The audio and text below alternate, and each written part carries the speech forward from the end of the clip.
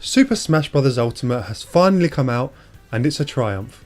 It was one of the most anticipated games on the Switch, coming from one of the best loved gaming franchises of all time, and many gamers had varying degrees of expectations. Some expected it to live up to its name of being the ultimate entry in the series, whilst others thought it would be little more than an upgraded port of the Wii U version. Well, I'm happy to say it's the former. It's the best Smash game ever. So the question is, what makes it so good? And are there any negatives? Well, I'll get to both. Firstly, the gameplay is the classic Smash action, but refined in every way. They haven't tried to reinvent the wheel, but make sure it amps up the stakes in terms of the numbers of characters, items and stages, whilst retaining a semblance of balance between the fighters, which competitive players will enjoy.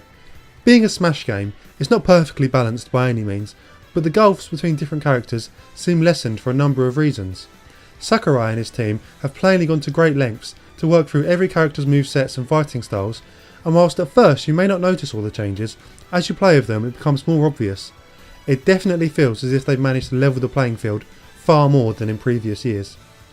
If you're a fan of amiibos or Mii characters, they're still around, and you can transfer your old amiibo fighters to new ones in this one. The only downside is that they get reverted back to level 12, but levelling up is way faster in Smash Ultimate than it was on the Wii U, so you'll have them levelled up and taught in no time.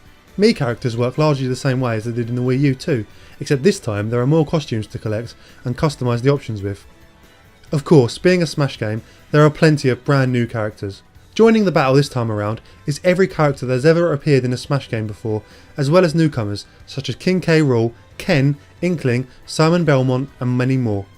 They've really gone all out to flesh out the roster beyond Nintendo characters, and the upcoming DLC introduction of Joker from Persona 5 indicates this will be their intention going forward.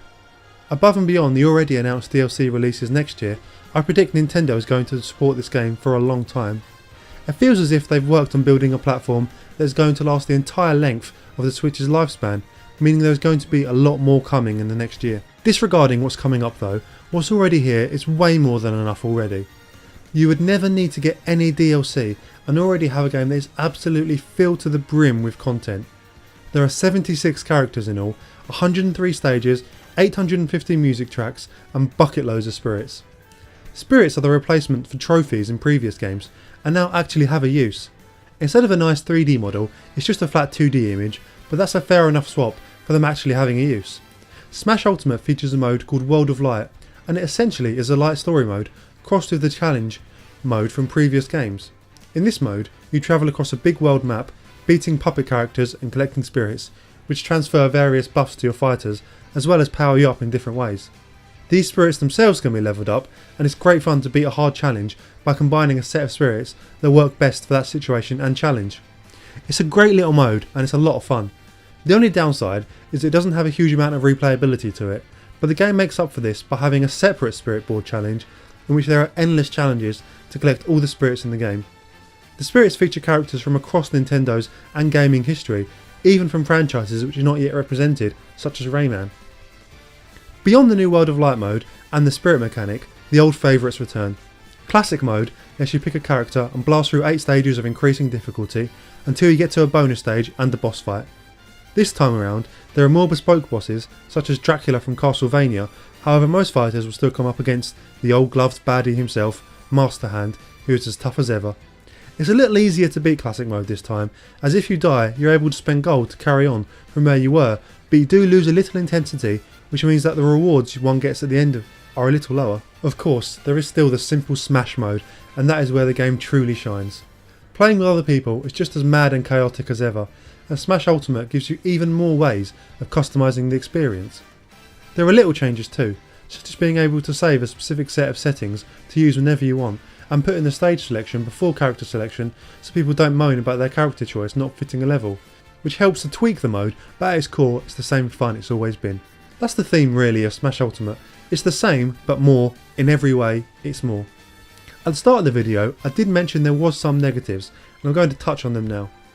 I'm not sure if it's me getting older, but when there are lots of characters on screen, with assist trophies and Pokemon being spawned everywhere, I find it really hard to tell what's going on and where I am. I've always preferred battles with 4 characters or less, but really that's just a personal preference. The other big problem is the online mode. It's rather hit or miss, and for many people it does include a great deal of lag.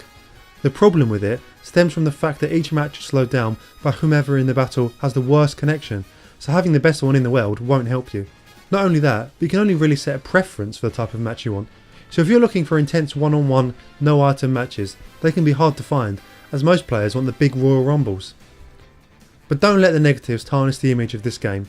It is incredibly fun, packed with content, and the fact that Nintendo is committing to support it means that the fun will only keep on coming, and hopefully many of the online issues will be fixed in time. The best way to play still remains with friends, but Nintendo have had enough single player modes that it won't be lost on a player who prefers to play alone. I highly recommend Smash Ultimate if you have a Switch. It's Nintendo's best game of 2018 and the best Smash ever.